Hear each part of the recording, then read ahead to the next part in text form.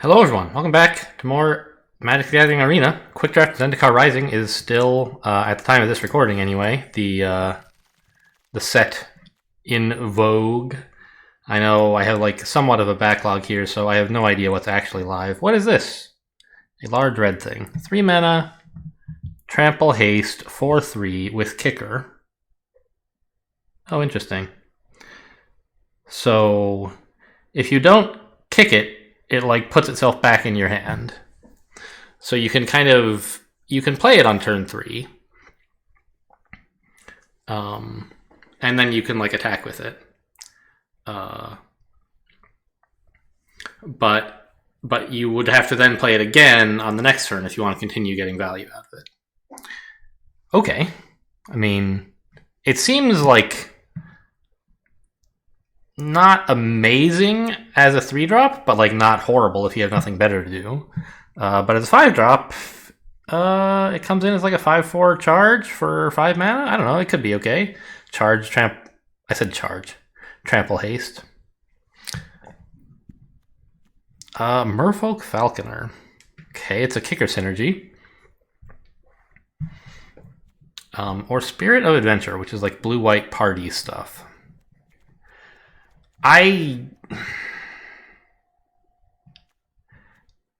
This card is supposedly good, but every time I've taken it, it's been horrible.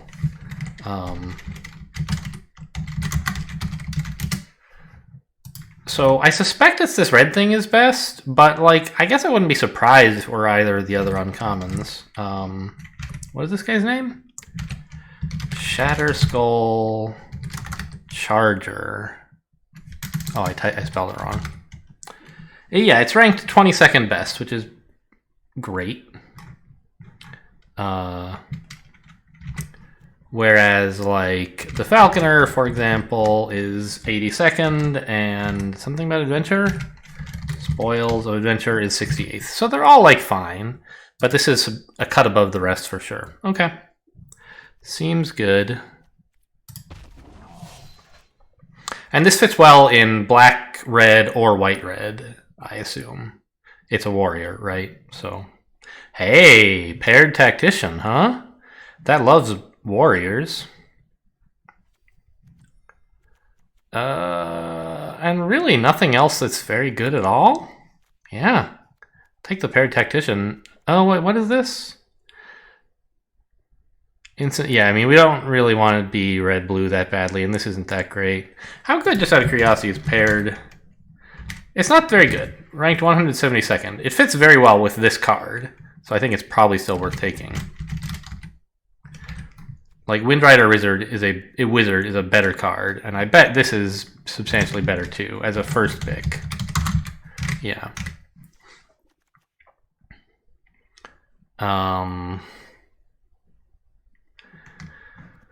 Now, this card does synergize with white. And so Paired Tactician, also synergizes specifically with this card. So there's a good reason to consider taking Paired Tactician, even though it's a worse card. However, this card does fit reasonably okay into any sort of aggressive deck, and red-green would be that also.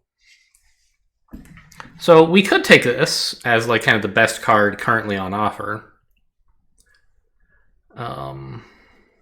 It's removal in green that works pretty well most of the time. But it's pretty expensive. But a green deck will tend to have large enough creatures that you can remove about anything you want. And it's a land if necessary, so I don't know. Here's another warrior, by the way. But actually, I bet this actually is rated higher as a first pick than Paired Tactician, which is not to say that I want to actually pick it. Oh no, it's actually rated worse. All right. I think I'll take Paired Tactician. If you can get these two together, they're pretty gross. Allied Assault. It's pretty good if you have any party stuff. Red-white doesn't necessarily get a lot of party things. They just pick a bunch of warriors, but you'll have some. Or we could take Dauntless Unity, which is cheaper and hits like every target. But this could be better. I don't know. Only if you have like 3 in your party is this substantially better than this. I think I'll just take the Dauntless Unity. Yeah. We kind of want to, like, red-white wants to play pretty aggressive with a lot of small creatures. And this works well for that. Skyclave Geopede. But there's also a Coom Warrior. Like, I think this is probably better. I don't know. Geopede is pretty good. 1/17th, really. I thought it would be better.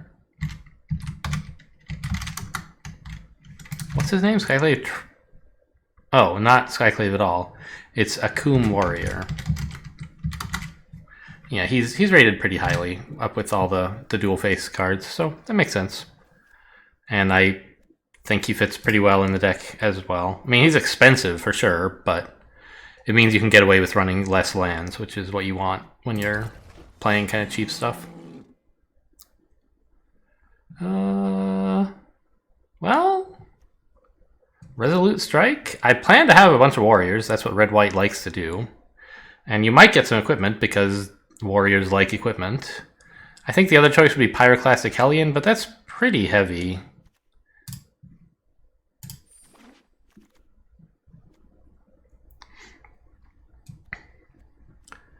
Alright, so I think we're probably taking the Bug Catcher here. The Sneaking Guide could be kind of cute. And this is really just going to be like a 2/2 much of the time. But that's sort of fine. It's a 2-mana 2/2 with Trample that has the upside of like warrior synergies, which we will get. Whoops, this one. Yeah, take that Bug Catcher. Ooh, interesting. We could take the Electromancer as like a 2-mana 3/2 kind of thing. But you can't play it on turn 2, so it's like less amazing. But it could let you like tempo out 2 cards on, say, turn 4. I think it's alright. There, this is great. It's equipment, it's aggressive, I'll take it. Hang on. Gameplay, hide alternate art styles. There you go. I don't want to have this card moving around and me have trouble recognizing it. I already know what Blood Beckoning looks like. Yeah, Scavenge Blade.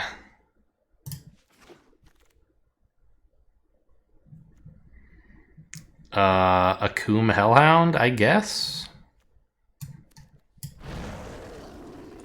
I mean, it is playable on turn 1. It's an okay creature, but...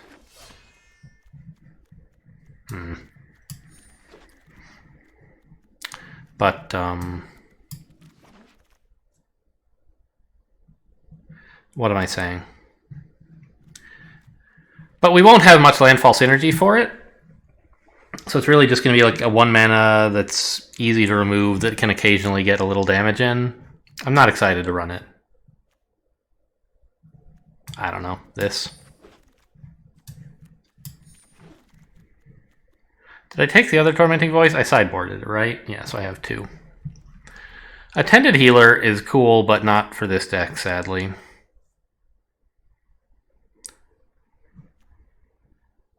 I don't think we can really switch.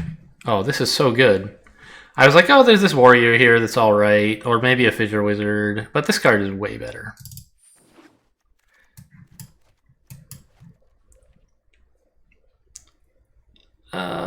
Base camp is not really a thing that I want.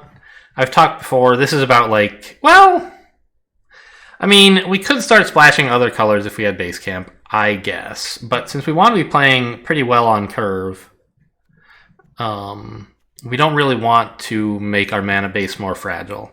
And Royal Eruption is a totally lovely card that I would be happy to take over any of this stuff anyway.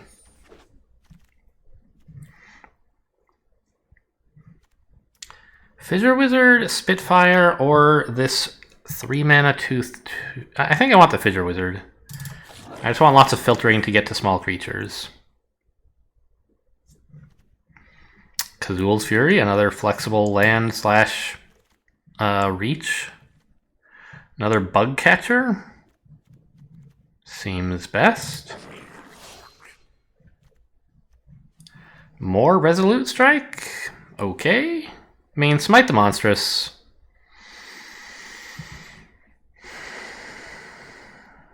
It might make some sense in this deck, because we're running a lot of little stuff, and what we will have trouble with is if the opponent has a couple big cards, and this could help us deal with them. But I think Resolute Strike will do a pretty good job of removing stuff anyway, and it's more flexible in that you can use it to deal with mid-sized threats as well, just as a generic combat trick. And reach, for what that's worth.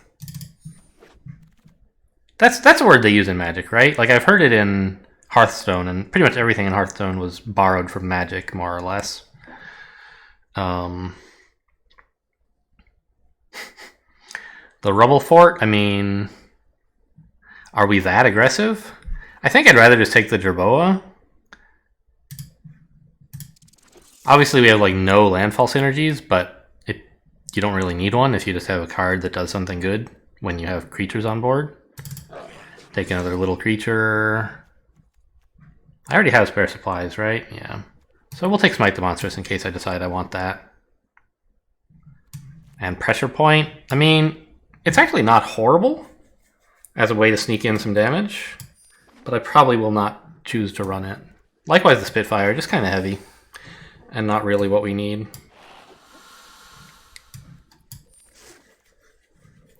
Jeez. Getting a lot of the same card offered here. Oh, That... It's pretty cool as equipment goes.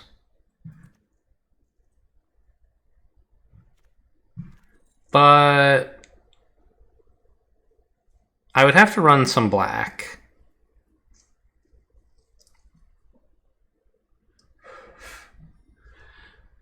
Basecamp, would Basecamp work on this? I already forget if it's, not that I drafted it, but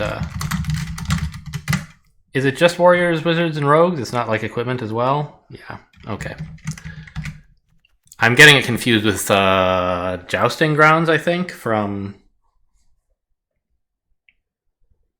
Eldraine? Or Theros Beyond Death? One of them has a thing that's like it can give you red, white, or black, but you can only use it for knights and equipment. That's not this card. So, I mean, Kitesail Cleric, actually, yeah, we should take Kitesail Cleric. It's fine as a flyer, and fine to kick it as well. And we just want small creatures. I don't think I want to start splashing black to run this guy. Let's just, out of curiosity, I assume Ravager's Mace is rated very highly. 87th, okay. Kitesail Cleric is quite a bit worse. But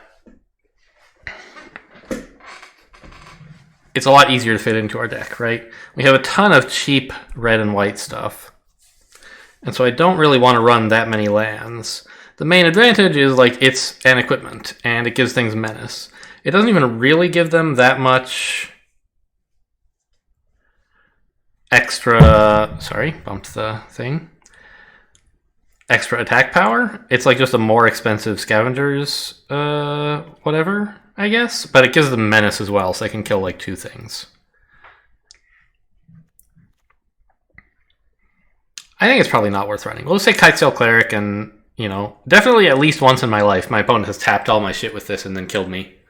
So, and we like 1-drops. Another Scavenge Blade is probably fine. We have things that like equipment. Another Kitesail Cleric? Or another Electromancer. How good is Electromancer? Oh, they're both like right next to each other. So I can kind of pick whichever one I want.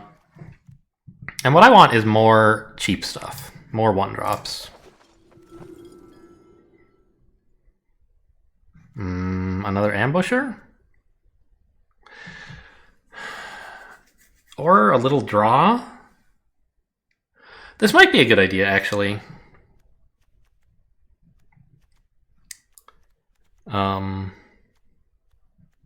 since I'm going to hopefully be emptying my hand pretty quickly, I wouldn't mind a little reload in my 3 slot. Another Resolute Strike. I have 2 equipments now, not as much as I would like. I already have 2 Tormenting Voices here, so I don't need to pick one if I want it. On the other hand, I had 2 Resolute Strikes as well, but I think they're really good. If we look at my party, I have 2 Clerics, 7 Warriors, and 3 Wizards. So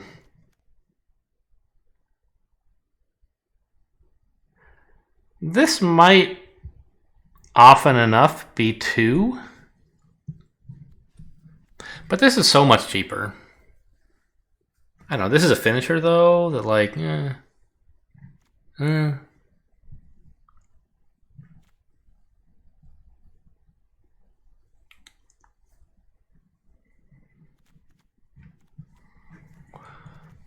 think this is also actually like, this is 4 damage for 1 mana if you can use it to equip a blade when you're like hitting face or something. Okay, I'll take it. Another Electromancer, or do we want a utility knife to make all these Resolute Strikes better? It's like not very big equipment, right? But I think the utility knife is fine, just as like a cheap thing you can play early to push a little extra damage over the course of the game and perhaps act as a bit of a mana sink if you need one. Another Ambusher. Okay. Another Resolute Strike, very funny. We're going to have to cut some stuff at the end of all this for sure. I already have 2 Spitfires in my sideboard, so I don't need to draft one if I want them. Okay, Molten Blast is probably too expensive to run for how little it does.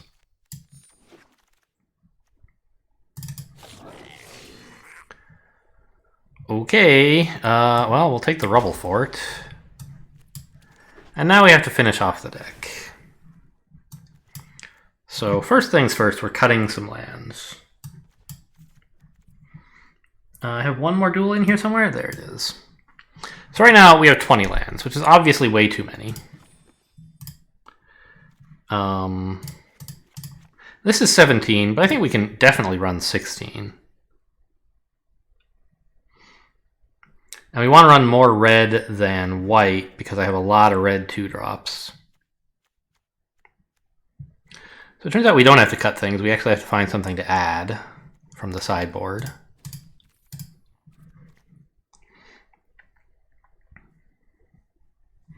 The Hellhound is kind of cute.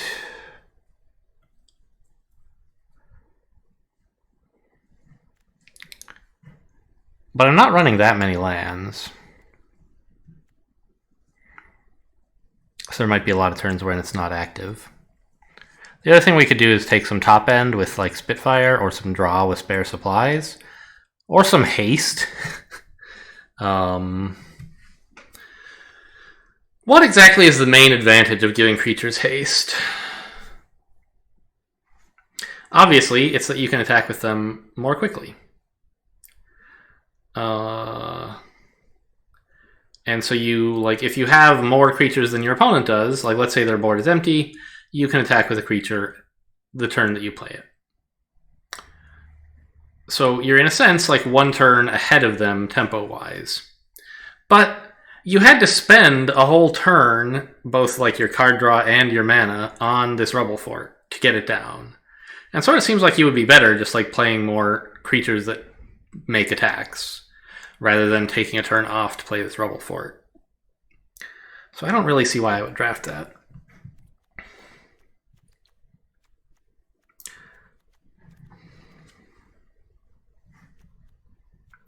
I think spare supplies is pretty good. I'm curving out pretty low, and so I should empty my hand pretty quickly. On the other hand, I guess the idea is that once my hand is empty, if I draw something that's like take 2 turns and 4 mana to draw a card, I'm going to be pretty upset about it. Because, like, okay, the first time you play it, it replaces itself, but you're just basically, you're paying a loan of 2 mana now. and then 2 more mana next turn to finally increase your hand size. I would rather just draw an actual card than this.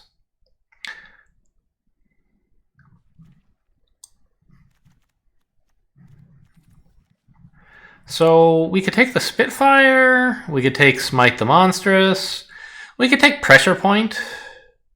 I think it's actually not bad to take a Pressure Point here, because like it's a little bit of draw, but like not much, right? It's just like it replaces itself, right? It gives you something to do without losing a card from your hand. And what you do is not that great, but it can let you sneak in some damage in like the mid game at a time when the opponent has one creature that can block all your stuff, and you just tell them to go away. All right, this seems exciting. Sure, that's a fair description of the deck. How'd we do on time? 21 minutes, pretty good. It's really easy when your whole deck is just draft small red and white creatures. You don't have to like think very hard about what you're picking. I don't know. I mean, if I go 0-3, it'll be someone out there who's like, maybe you should have thought a little harder about what you were drafting. Oh, dude, this guy is red and black, I guess. I was like, he's my deck, but no. Sure. We play the Plains and the Cleric, then we put this face down, and on turn 3 we can play, say, this or this. Seems pretty good.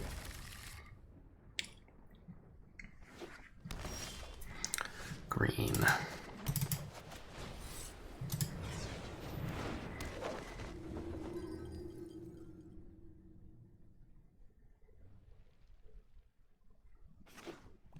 And black.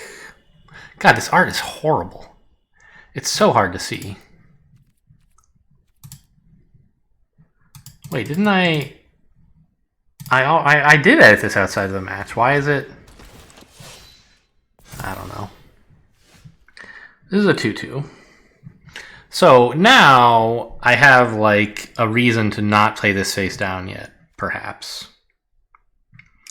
Depending on whether I want to make sure I have a 2-mana play or a 3-mana play. How useful is this? I mean, it's a 3/2 when it attacks.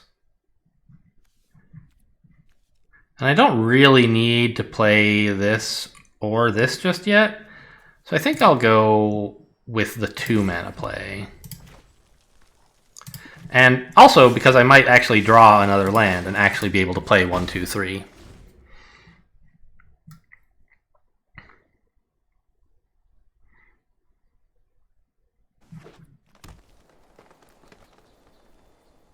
Why did I had no idea what this creature was. I've seen it a million times, but I was looking at the art and I was just... It's a 1/1 with a counter on it? How did it get the counter? I'm so confused.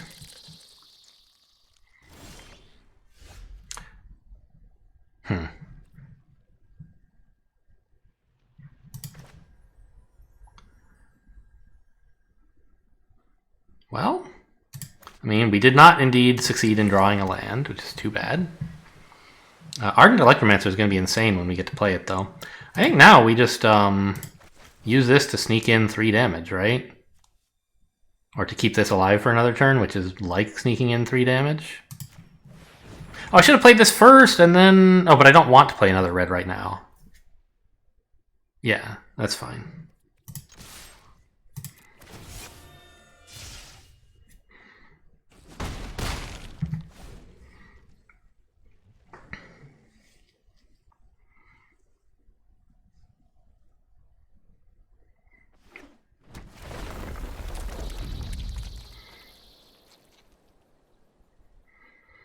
And my Resolute Strike should help me deal with whatever blocker he puts in for my 3/2 dude. Ooh, Fissure Wizard, huh? I'm not really ready to discard anything yet, I don't think.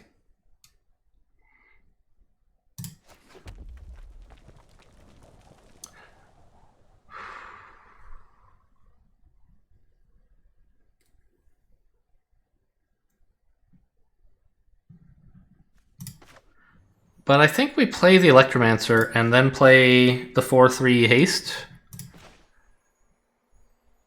with the 3 red that we get from it. And I still have 1 mana left in white for the Resolute Strike. And if they kill this, that's fine.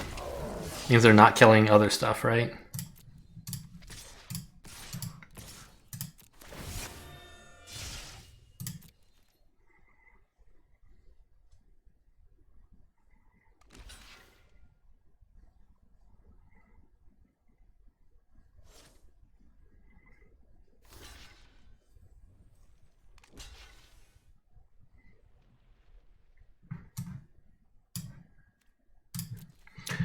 So, how important is it to me to keep this guy in my hand?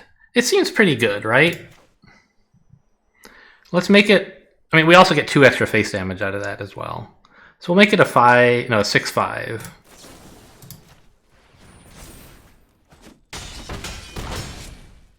And it comes back to hand, which is like not as good as it being, you know, on the board, of course. But we're now in a pretty strong position in that the opponent has only 7 life left. Ooh. Okay, it's just a 2/1 Menace lifelink, which basically sucks a lot right now. A 3/2 Menace lifelink.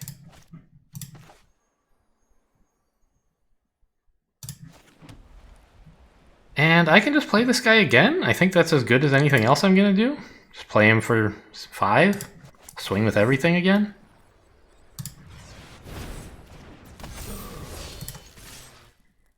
I don't know if this is lethal, but it's got to be the right play. It looks pretty good, right? We have 9 damage of trample plus 4 other damage coming in. Oh, they do have lifelink. That's true.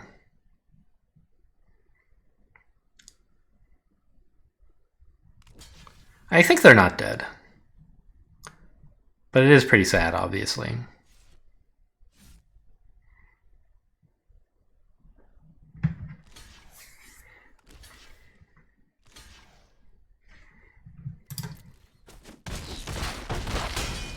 Oh, they're dead. The wait. What? Oh, they gained 3 life. Yeah. They were -1, but not really. The lifelink happened at the same time as them losing life. All the state-based effects happen at the same time. Actually, is life gain and loss a state-based effect? No.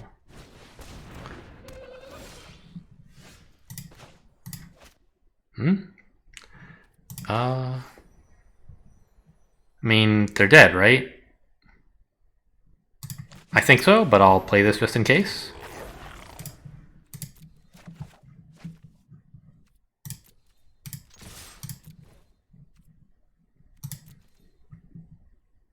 Right, they can block like 4 damage, but I have 6 coming in. I say 4 because they have 3 life and a lifelink. 3 toughness, I mean, and a lifelink. Okay, there you go. So play small creatures. That's how you win some games. Not every game. Aggro decks don't usually get to win everything. Although our black-red recently, red-black, I guess is the normal way to say that, did win a lot of games.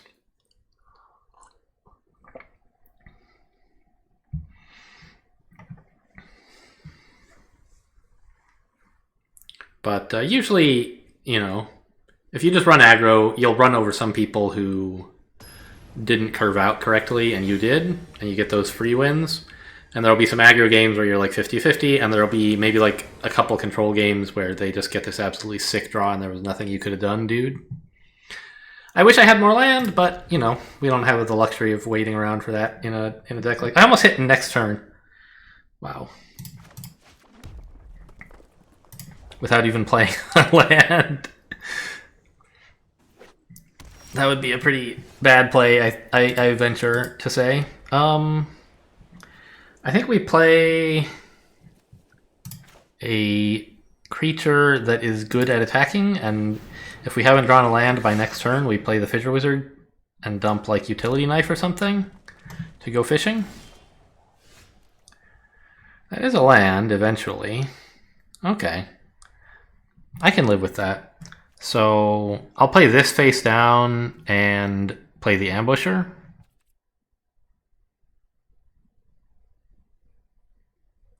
But do nothing before combat.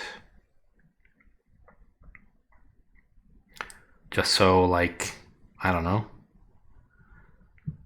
There are various things they could be afraid that I might do, and we want to represent the maximum possible number of options during combat. It's why you generally, when possible, would prefer to do stuff after combat rather than before.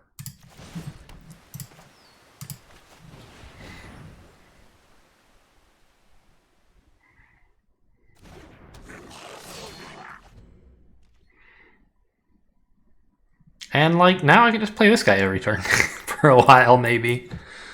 Depending on how things look on the other side of the board. A Royal Eruption might well be better. Paired, say, with a Utility Knife. Okay. I think we probably want to... Oh, I could also just play... Well, paying 3 to do 2 damage is not as good as paying 3 to do 4 damage, right? So it's this, or else we Fissure Wizard away like the Resolute Strike, looking for a bit more stuff. But if we draw a land, we feel pretty dumb about that. I get the Utility Knife while I'm doing that.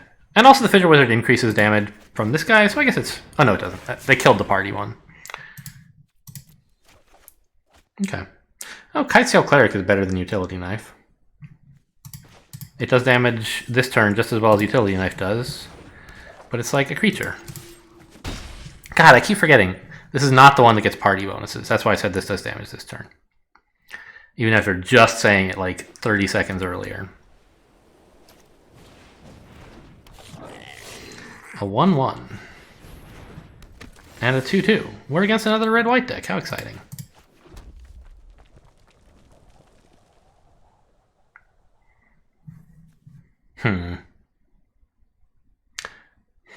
I don't like letting them get a 2-for-1 here.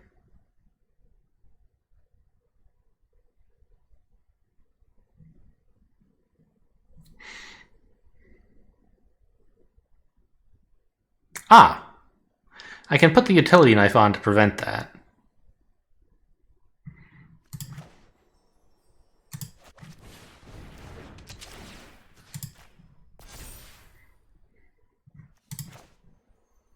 And then just, like, Smork with this guy? That's got to be better than a Royal Eruption, right? No, maybe I save it and I use this guy for the extra damage so I don't risk losing this. I think that's better.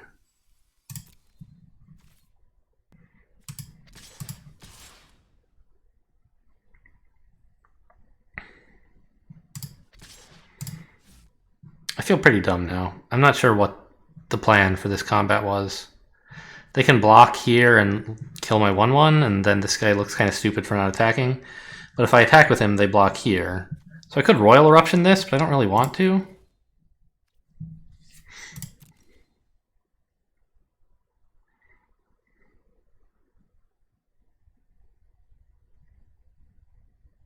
I don't know, maybe I should put the knife here.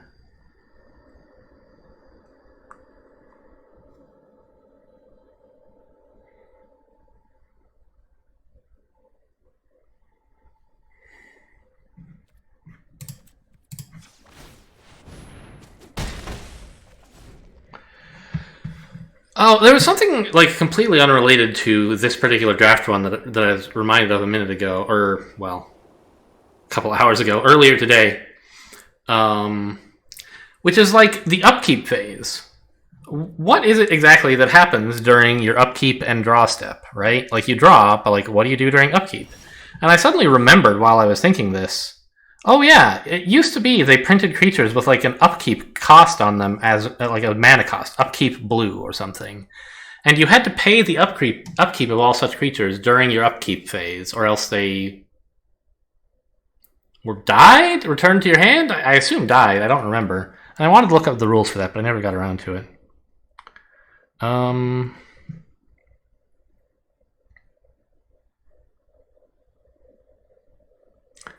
mean, I could play this and try to draw a land, which would be kind of cool. Or I could just keep going in for damage.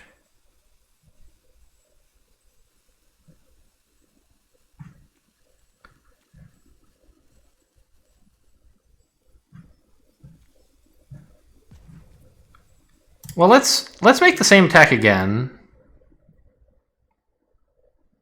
I guess. I don't know. This feels so stupid. Like, why is the utility knife here? Is this 2-1 really that important to me? I'm not even willing to attack with it? It seems pretty dumb, right?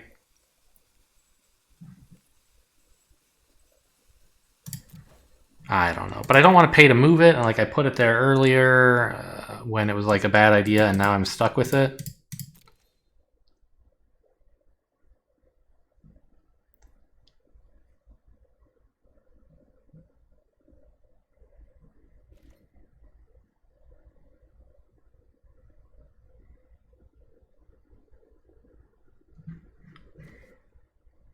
Okay.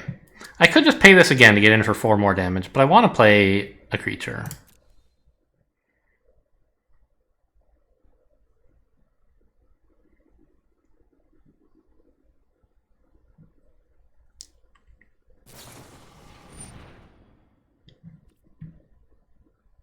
Okay.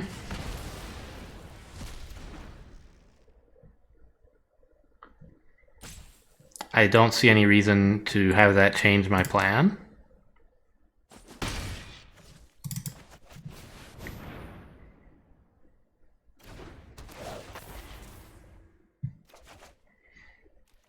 Alright.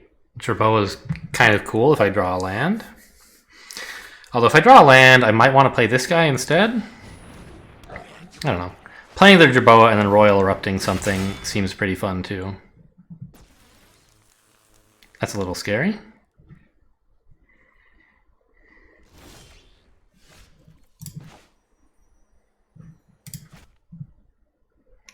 Let's just blow this up. It's going to get to kill one of my creatures, but that's life.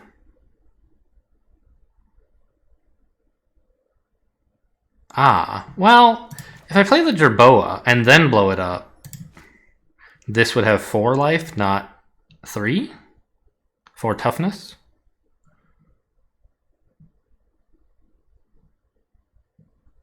But I want to get rid of that thing before I put this down, right? So if they kill the Jerboa, it's not the end of the world for me.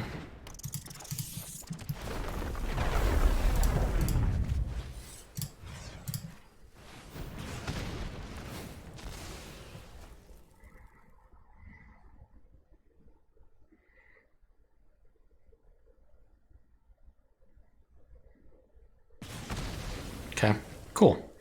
And now I think I'm pretty happy to attack with everything. Maybe not the 2/4. I would get a trade like this if I attacked with the 2/4. I guess that's fine. I want to hold this back actually to block so they don't get their Night Runner value.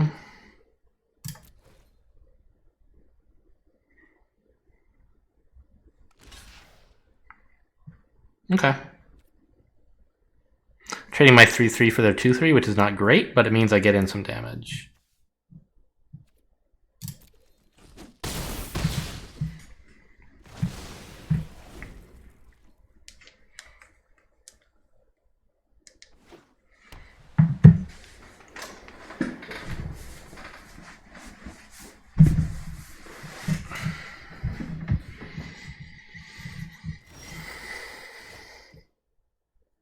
Wow, that's very spooky. What the hell are they doing? I know they could have equipped the blade, but they didn't.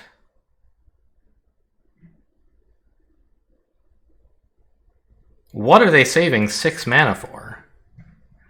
Right, it's only 3. So whatever weird instant they have costs at least 4.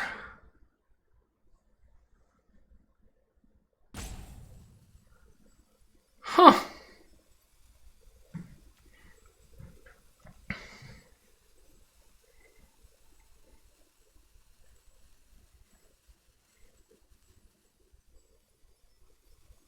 I can't think of anything relevant.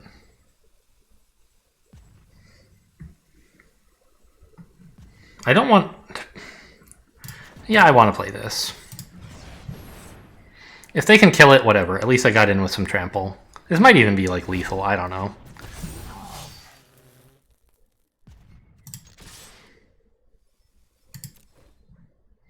No, it's not.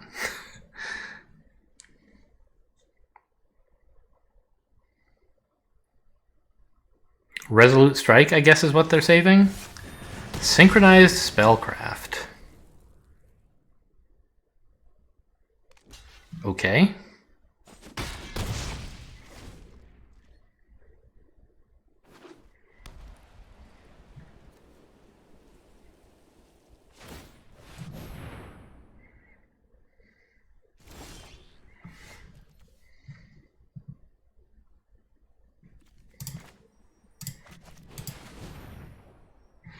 This is threatening lethal next turn.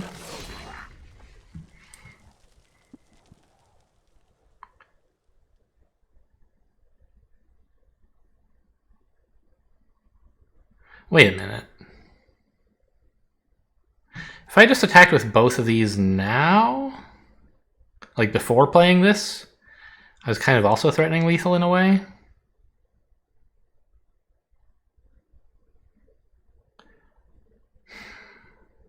I think I'm supposed to attack, right?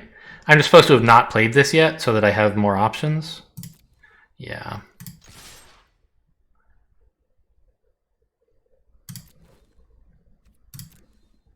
They have to block something and lose their warrior to it, unless they have some cool spell.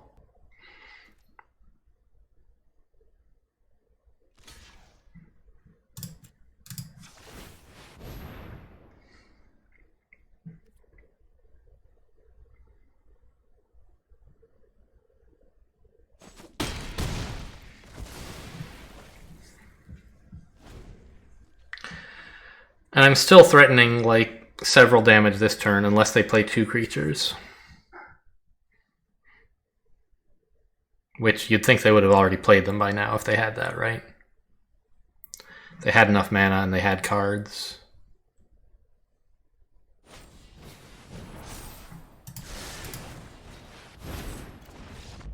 Alright, just play those red and white cards to work on your dailies. You lost your connection to the server. Alright, well, reconnect, I guess.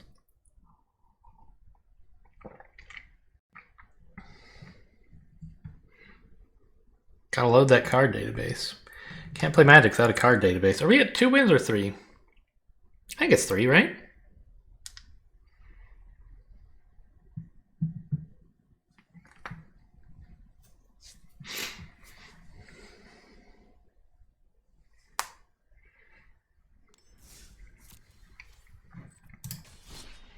Nobody knows.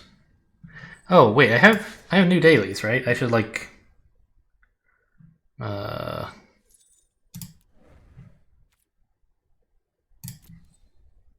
okay, whatever. Not activating any of these today. Not in this draft anyway. Actually, I am activating the whites, which is fine. Ideally, you'd like to only complete 750 gold quests and recycle all the 500s, but they're not common enough that you can actually reliably do that. I didn't even look at how many wins we had once we got to this screen. I'm just too busy talking about theoretically optimal daily grinding. Okay, this is fine. I have these 2 face-down lands saving the day. Of course, it'd be better if they were mountains, but not much better. And I could maybe keep one of them?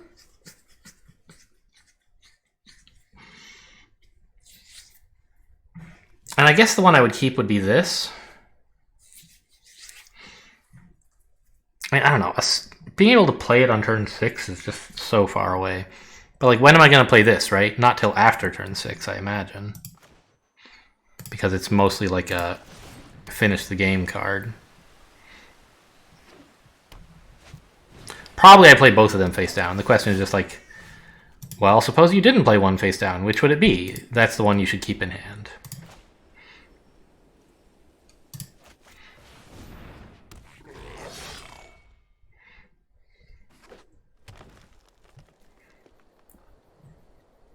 You know, every time I see this guy in the draft, I'm like, 3-1? That sucks. Well, who would play a 3-1? And looking at it now, I'm like, oh, I don't like this 3-1 at all.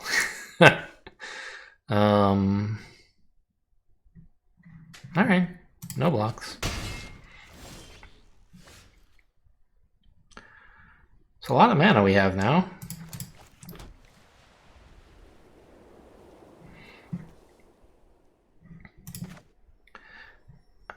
have to play an Electromancer.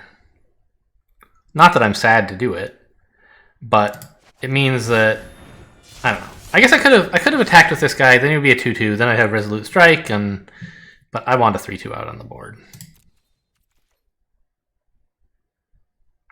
And then next turn I can play the Outrider.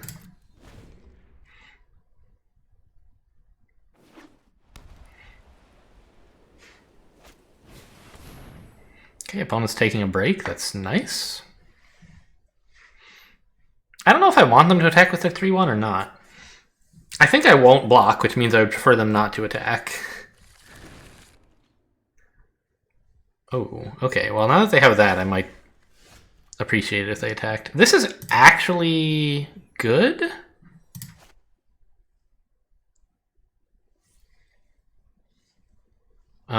Is it though? Because I couldn't actually activate the Resolute Strike, which is sort of important if I'm going to attack with any of these. So I think better is to just like give something +2/+2, say this. Yeah.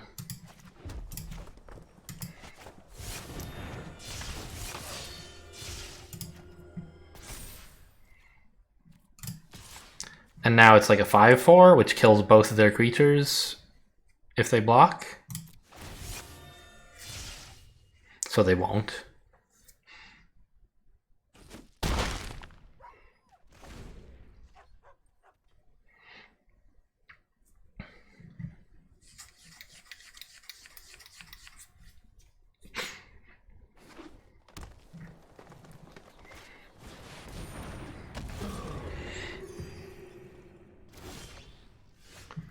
Three Resolute Strikes, really?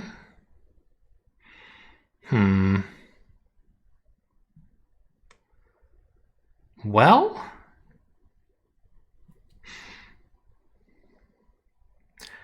I kind of think we just attack with everything and see what they come up with, and I have 2 Resolute Strikes in hand to deal with it.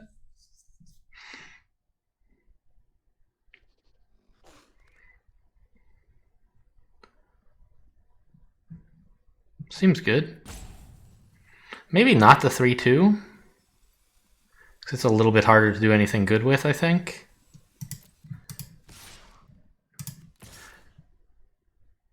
Well, the 3/3 I guess is just as hard, right? Because of the 5/4. Well, I could double Resolute Strike it, perhaps.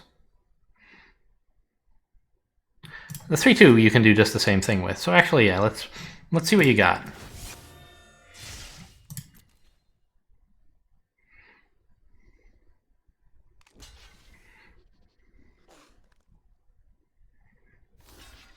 They don't want to lose their warrior.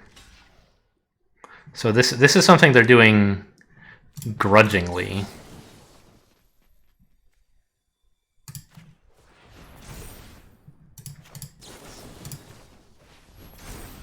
I don't know.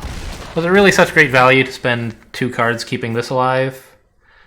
Questionable. Anyway, I'm going to hang on to this until I can play it on 6. I don't need much more red mana at the moment. And also it's a possible activator for the Jerboa, even if I do play it as a land. Yeah, that's a rogue, right? Not a warrior. Okay. Whoa, you don't want that available for blocking? That's a surprise.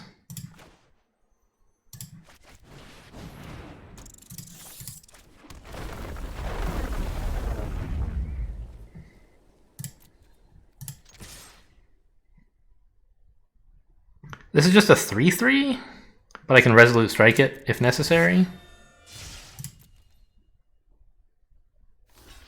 Which is totally worth doing.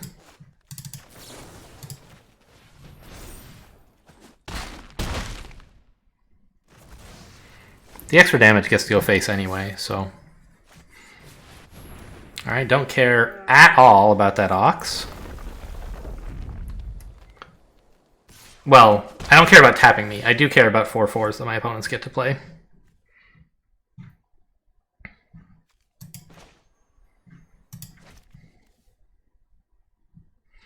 So I only have 1 creature in my party, so this would be a 2/2. Even if I make it bigger with the Jerboa, it's still just a 3/2, and I can't attack the Ox with it.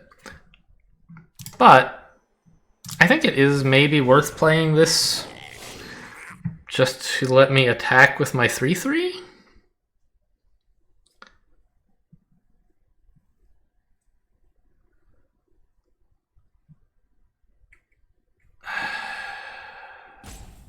And also because I can use it next turn on this, yeah.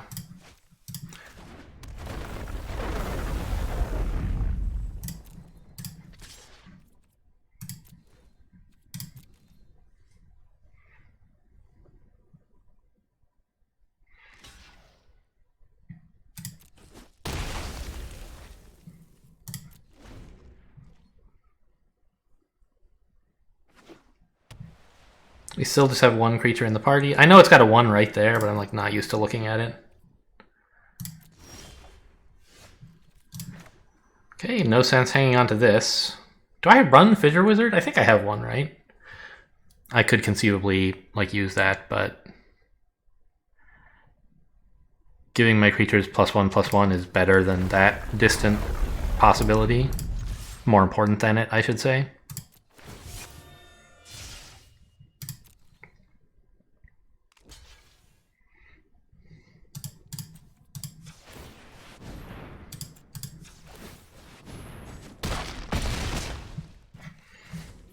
Okay, just draw a dud, please. Not me, but him. Okay, that's good enough to live. Ooh, but not with... Oh wait, yeah, even with a land, right?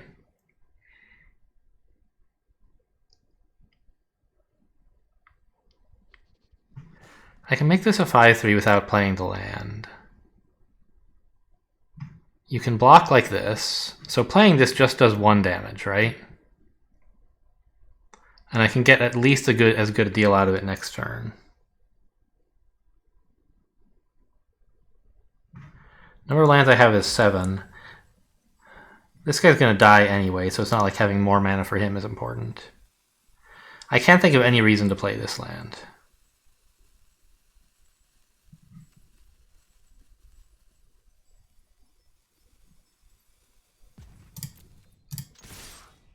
But we clearly attack with everything.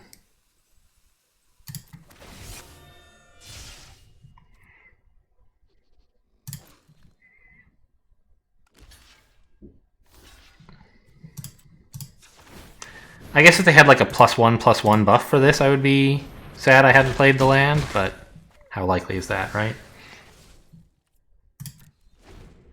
Anyway, as you can see, yes, playing the land would have accomplished nothing on that turn.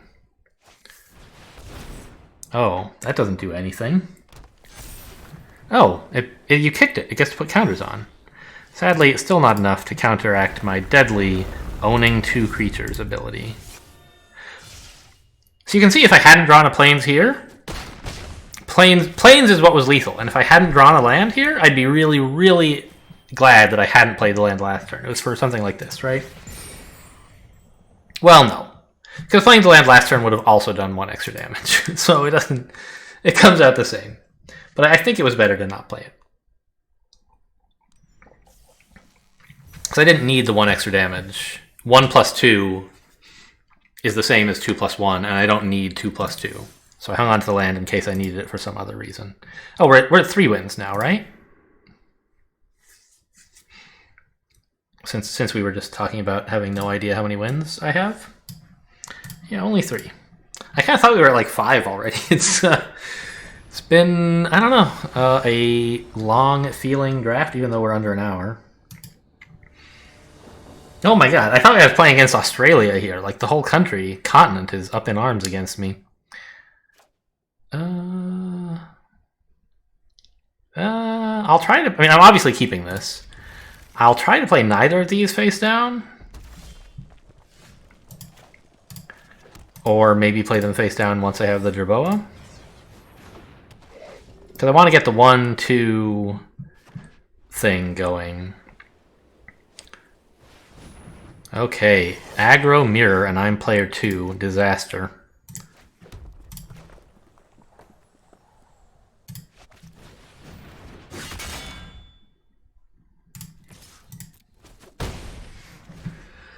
But I have a good head start. I don't know, I mean, this creature is going to do a ton of damage as well. Pretty good party card. Alright, I have to play a land face down here. I choose this one, because this is a useful spell. More useful spell. I mean, I don't have to, I could hold it. But I really do want more mana. And I'll play another cleric.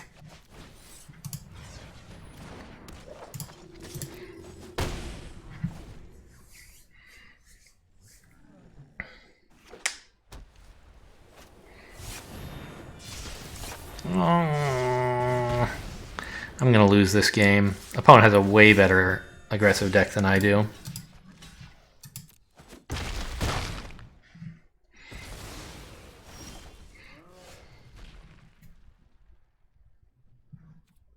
Okay, draw me a Plains, maybe?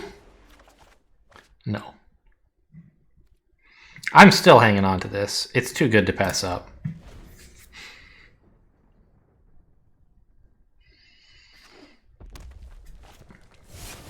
Oh my god.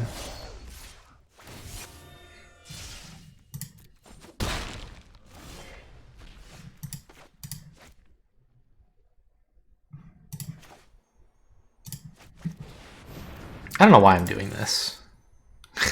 I'm not attacking with my 3/3, like, I don't know. Anyway, the idea is to Resolute Strike this guy into oblivion. I don't have a plan to deal with this just yet, but I guess I can still use the sword next turn.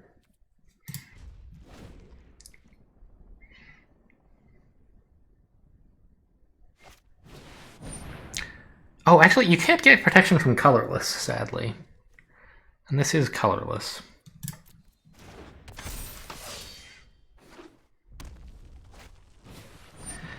Ah! Get me out of here! Now my Resolute Strike doesn't even keep this alive anymore. I have to use Resolute Strike to kill the golem. I might just be dead? I don't seem to be actually dead, but I'm in bad shape, clearly.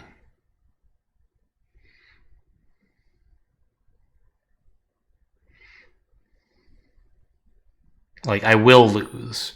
I just am not dead right now.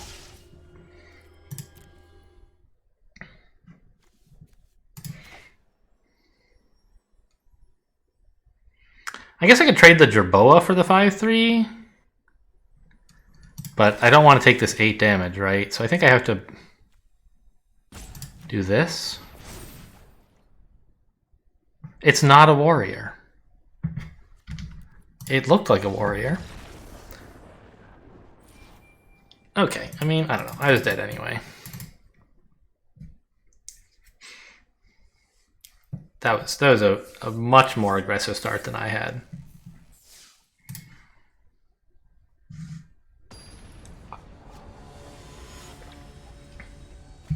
And they weren't exclusively focused on warriors. They had a number of like party stuff in every category, which I would be. You know, I drafted a few when I got good ones.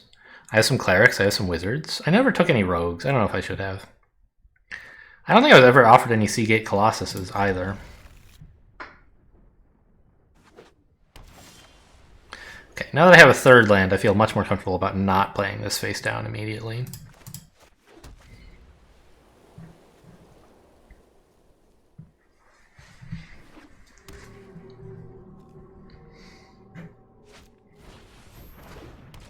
That's interesting. They must have just drawn this, right? Otherwise they would have played it last turn.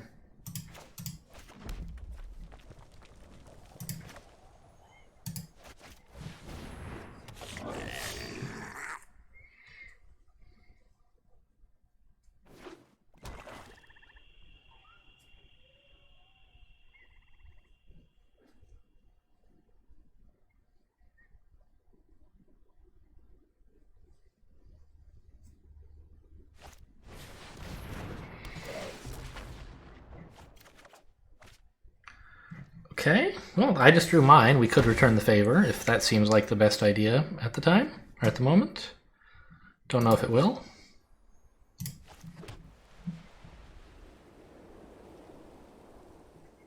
I mean, sure.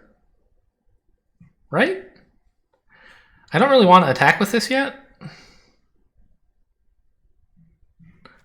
I guess I could Resolute Strike and then follow up with another one with this guy. Yeah, that seems fine.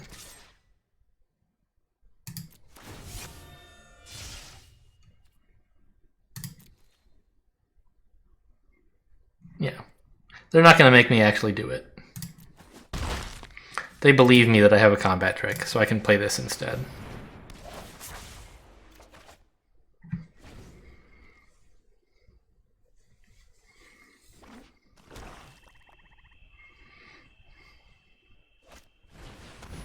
Oh my goodness.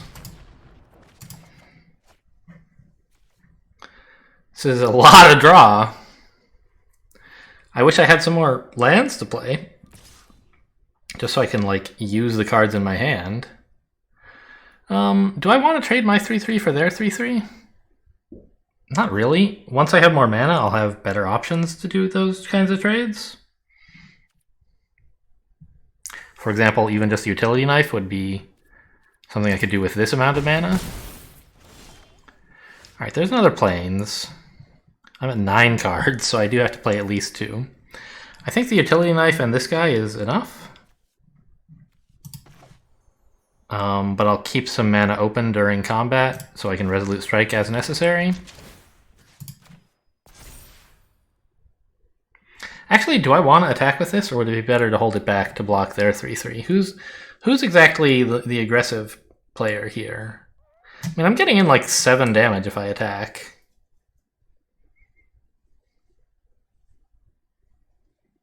That seems pretty good. Opponent's getting in some, but I'm also getting to play another blocker. Although I guess I'm not blocking with it, so it's not that impressive.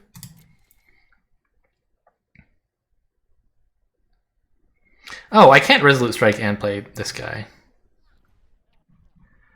I was sort of counting on them to not actually call my bluff on this one. I think this is as good a time as any to use this. Because it costs 2 mana, and that's the amount I have right now, and I can't spend the 1 mana effectively twice. This creature is white. I choose white, right? Right.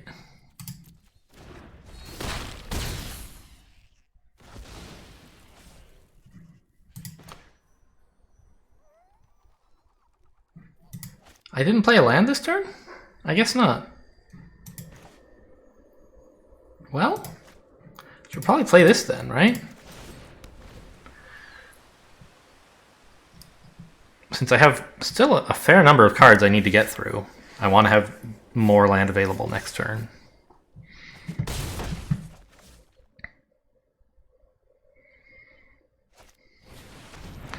I don't like the Dreadworm at all. But, you know, I have Resolute Strikes, so... Also I have this. Yeah, we play this on the Trample dude. And then they both have 4 toughness.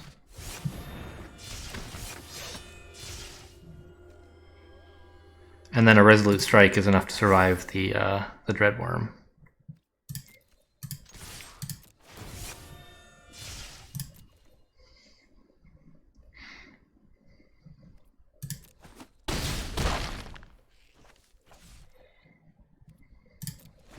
Obviously, like, opponent is threatening some damage, but they're not threatening 11.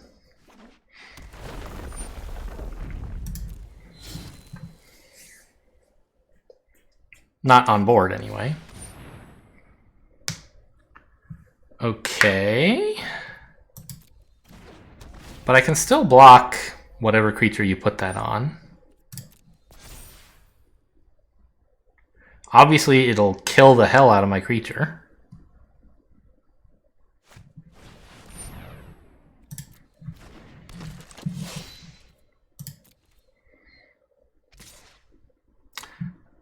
What? Shouldn't that be a blocker?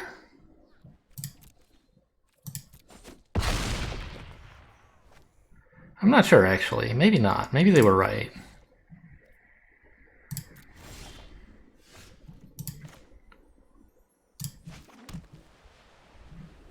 We kind of have to kill them this turn, right?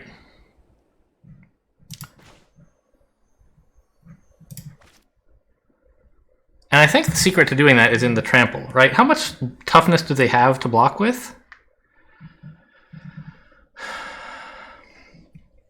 6. I think I'm just doing enough damage.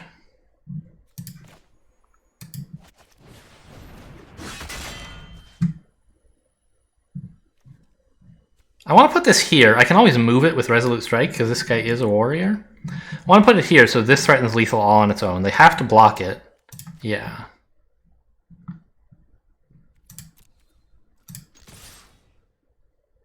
Maybe I should move this one as well? No, I don't have enough mana to do that.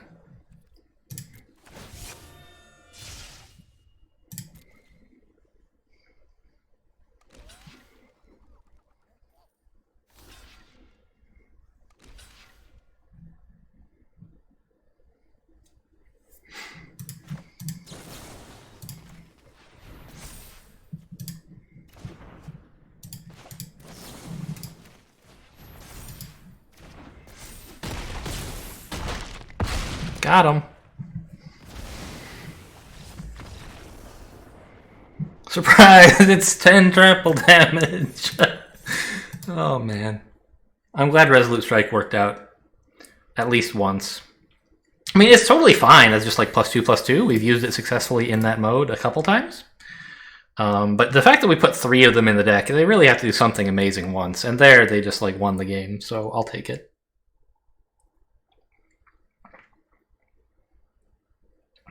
Right, because the amount of trample damage that we added there was 7. With those 2 cards. And that was kind of important because they had a flying death snake. I don't know, every so often you stop and think about how absurd the world of Magic the Gathering is. All these people attacking each other with flying death snakes. You gotta play against someone who just chose to call themselves Night Raven. I don't know, I shouldn't tease. This is a little troublesome because I don't have any white lands. But I can play a 2 and then like nothing else. I don't think I can afford to keep this. Okay, fine. It's not amazing, but I have a 2-drop and a little bit of like quasi draw.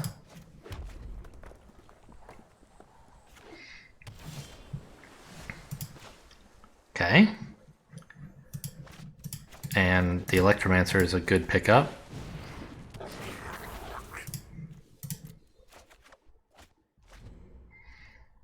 I could have kept that, I guess. But I wanted to draw more actual threats.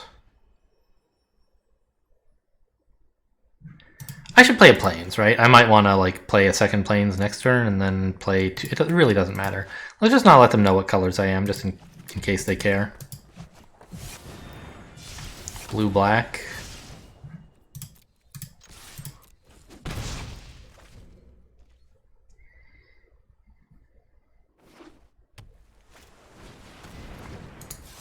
Oh, that's that rogue thing, sure.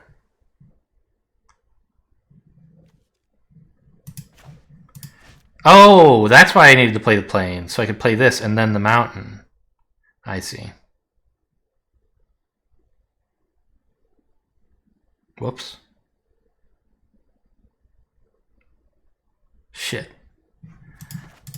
Well, okay. I don't know. Would I really have attacked here? Probably.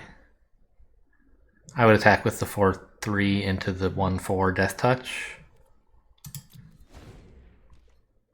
But it's not like hugely important that I do so. Well, there go all my cards.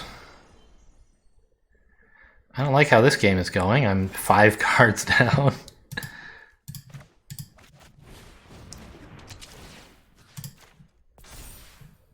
And also I have made numerous misplays.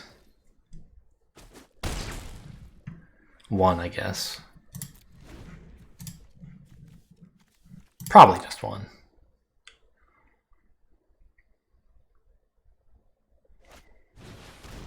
Maybe discarding with the Fissure Wizard was bad, I don't know. Oh, this doesn't even have Death Touch, you dummy. He doesn't have any other rogues yet.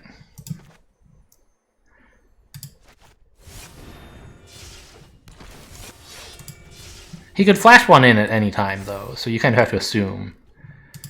Treat it like it has Death Touch. Yeah.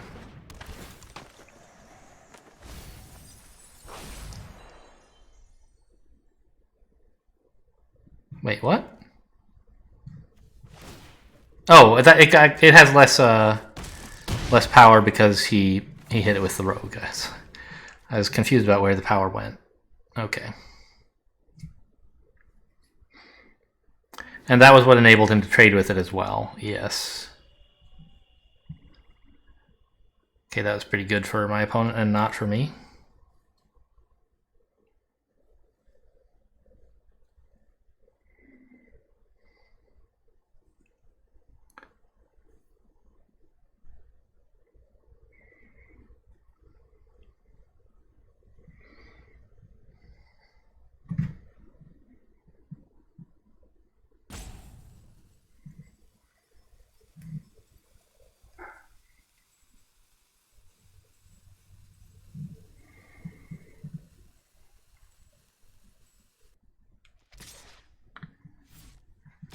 Really?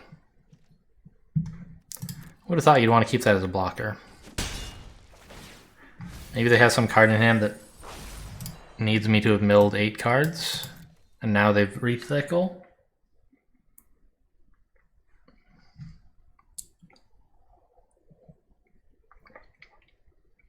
Anti-cognition? I don't know.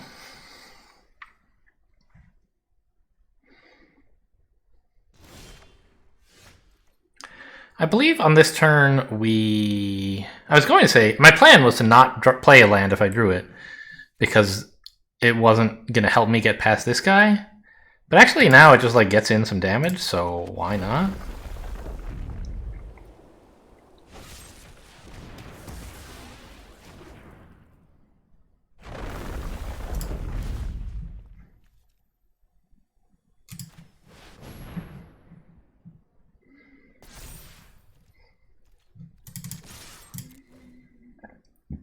You got another rogue or something? No, just gonna block the damage.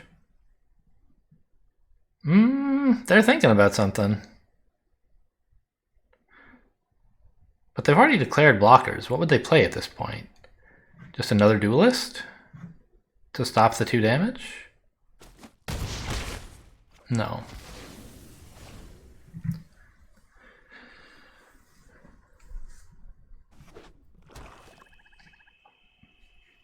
I'd really love to draw my 3 mana 5/4 haste at the moment. That would be a pretty good card, I think. Is that too much to ask? Also, this doesn't have Death Touch anymore, for what that's worth. Vanquish the Weak? You can take that back again?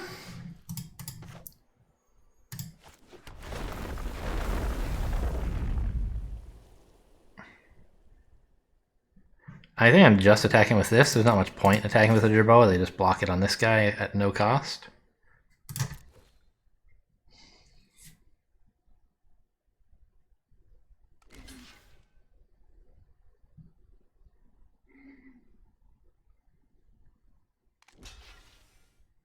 Oh, interesting.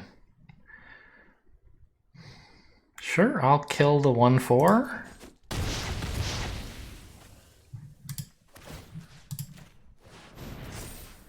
They're going to vanquish this anyway, and then I'm going to lose.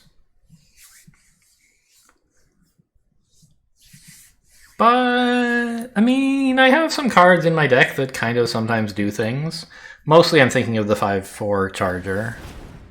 Haste creature, whatever. Oh, this is game over, right?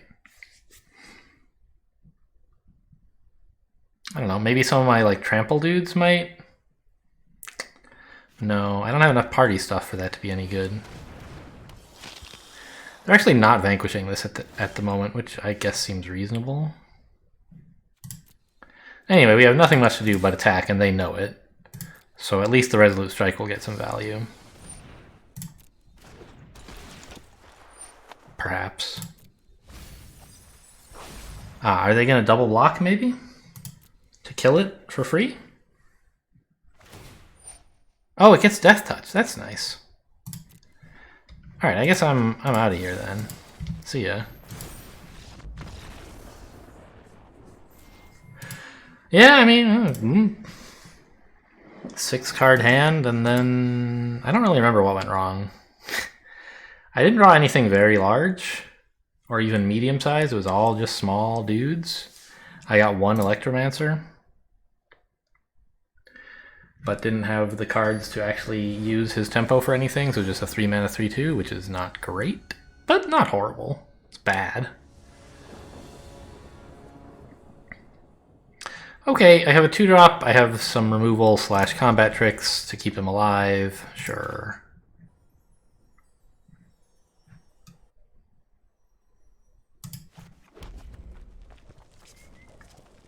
I don't know, should have played the white first? I don't think it's a huge deal, but in principle I might have drawn like a 1-mana creature that I would want to play and have this available as well. And if it was a red creature, then I could always follow up with the mountain at that time. But if I had drawn a second white 1-mana card that I wanted to play, like the Kitesail Cleric, I would prefer to have 2 planes down that have this. So that was actually a slight mistake.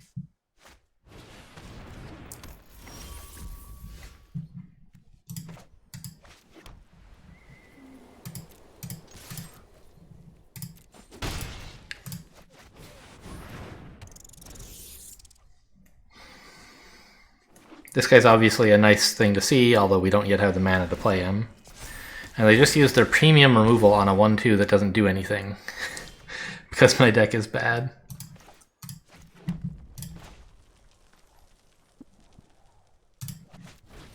They thought I would have lands. Joke's on them, I don't. I just have 4-mana haste creatures.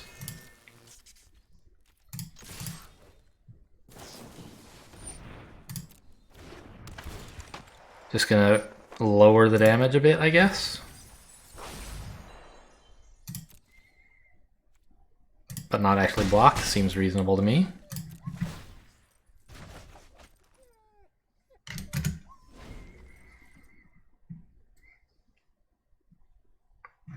This Relic Amulet makes me nervous, but they're green-blue instead of red-blue? Sorry, they're black-blue? I don't know, so it's not really the most amazing.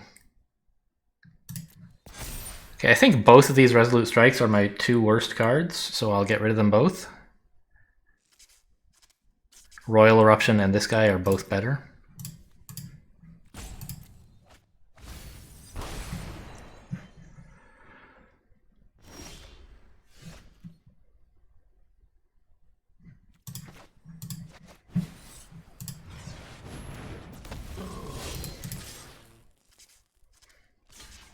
It's trample. I don't think that's a very good idea. Yeah. You want to wait till you have the mana to activate the amulet. If you're going to do something like that.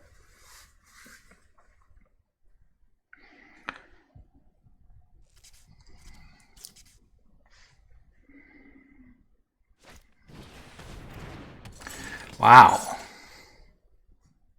Opponent really has a bad draw, I think.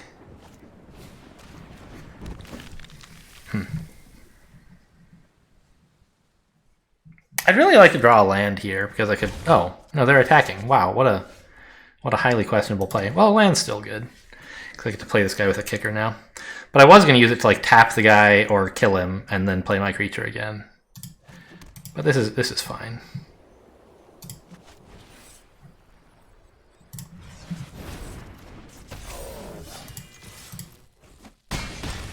I think that attack was very ill-considered. I guess, like, what are they going to do? They can't block anything useful with it.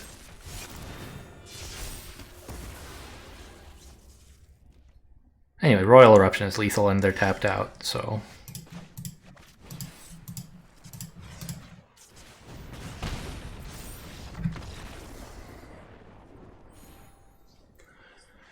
I guess I could have just like stopped some of the damage by sacking that guy, but it only would have stopped one. I think it's reasonable for them to not like be too excited about that possibility. Hope they draw something that removes my creatures before I kill them. All right, 5 and 2.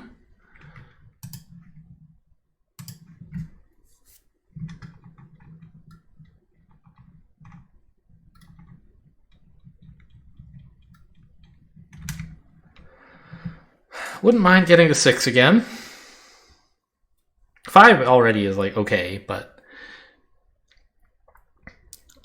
you know, the dream is to actually go like, you know, to recoup the money you the gold / gems you spent as the entry fee, and you don't get that till 6. It's a really rough system. Quite intentionally, they made it hard to like play Arena for free forever. Like it's hard to blame them for that, but I wish it were. This is a great hand, I think. I have a 2 and a 3, and like this eventually. I can't play it on 3 yet, but hopefully soon. Hello. Yes, I am also white, but I will keep that secret from you for the moment. I even have some draw. How cool. White and white.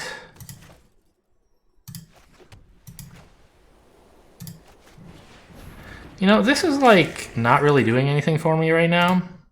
I can draw a card just by throwing it away. I don't even have to pay 2 mana on it. What a deal, huh? And my 3 mana cards I do want to keep. And I think I want to keep the plains. Like, I need to get up to more, you know, more than 2 land before I start throwing them away. I'd like to get to 5 is kind of where this deck tops out. For this guy, mostly. Even, like, if you get to 7, it's cool, because you can play the Royal Eruption for more.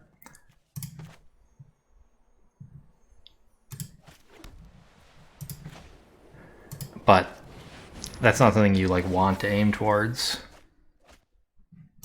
A lot of Resolute Strikes. We are very resolute here.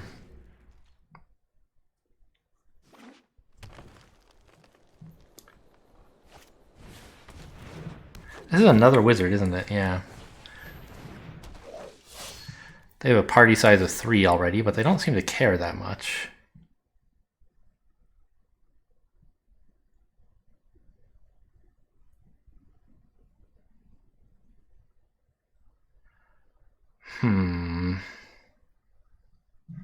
It's kind of awkward what to do with this exactly. I'd like to play the Jerboa and then play this maybe as a land. But then all I have is a 3/2, which gets easily blocked here, and a 4/4, which gets blocked by the 1/1. I think I want to use this. I just want to attack with both and use Resolute Strike and Sajiri Shelter to deal with whatever they block with. Right, this Shelter is insane against a Death Touch card.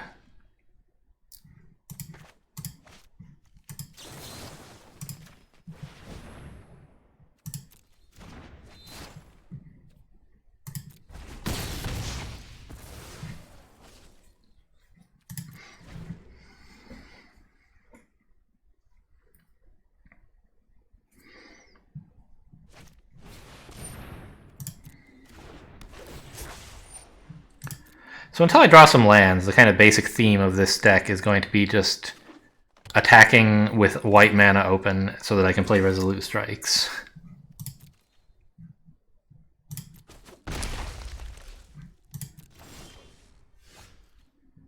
Okay. It's kind of exciting.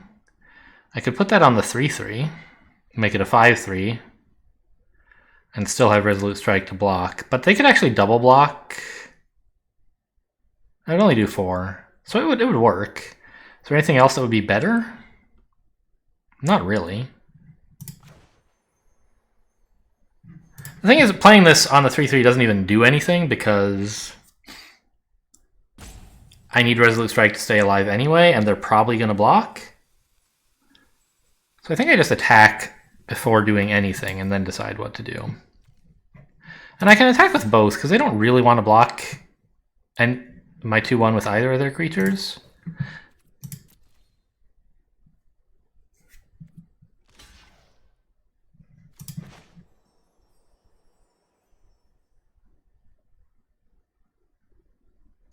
I mean, Resolute Strike means I can't play anything else this turn, but it's kind of like a 1-mana 3/3, right? So why wouldn't you?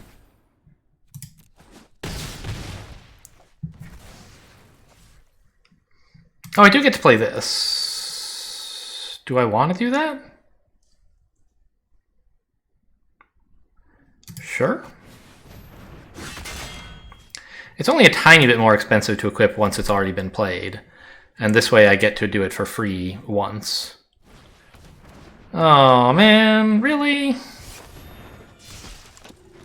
Another Death Touch, dude? I hate that. I can't really cope with that at the moment.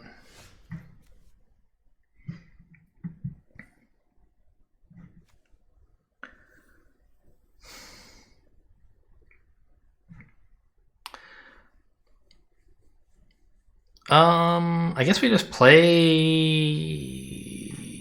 the Jerboa?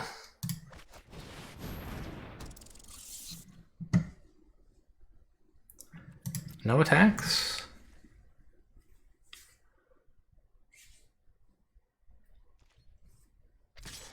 I'll trade the 3/3 for your 5/5. Oh, they probably have some combat trick, right? Yeah. I probably shouldn't give them that choice.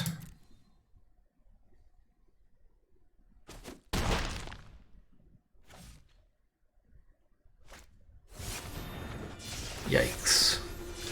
This is going to be the end of our run. Oh my god, they got the full 4 out of it. And I mean, this is, you know, what happens when you get stuck on 3 mana. It's just the kind of thing, you know, you put a small number of lands in your deck, sometimes this will happen. I got actually a pretty fair number of creatures out. But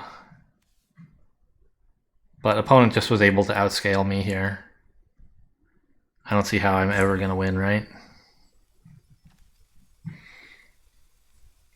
I can play the Electromancer, but I think I just want to hold more mana open so I can out-combat trick their combat trick. You know, let's actually do this, a kind of middle ground. I don't need both Resolute Strikes, and this way I have one more threat.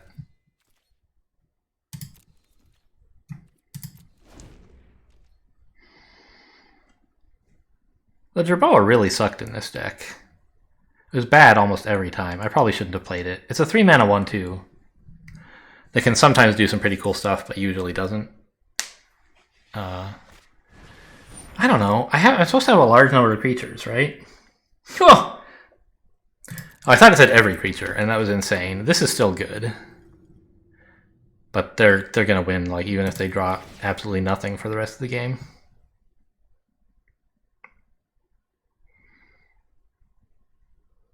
Put it on your flyer so you get 4 damage in guaranteed, I think.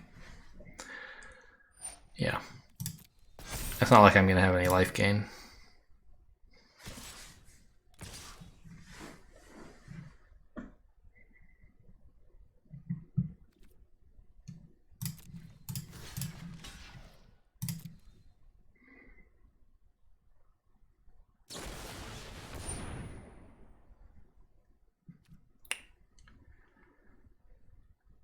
If I move that here, it still knows how to find it, right?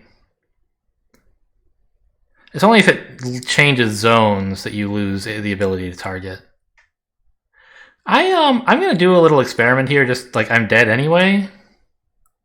Keeping this alive does not help me, so I just want to confirm that I do understand that rule. So let's move the weapon. And this still gets destroyed, right? Yeah, okay, cool.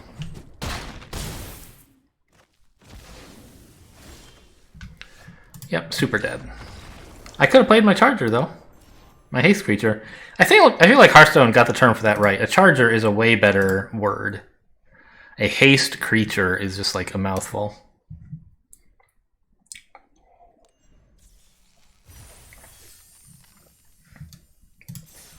Well, 5 wins is pretty good.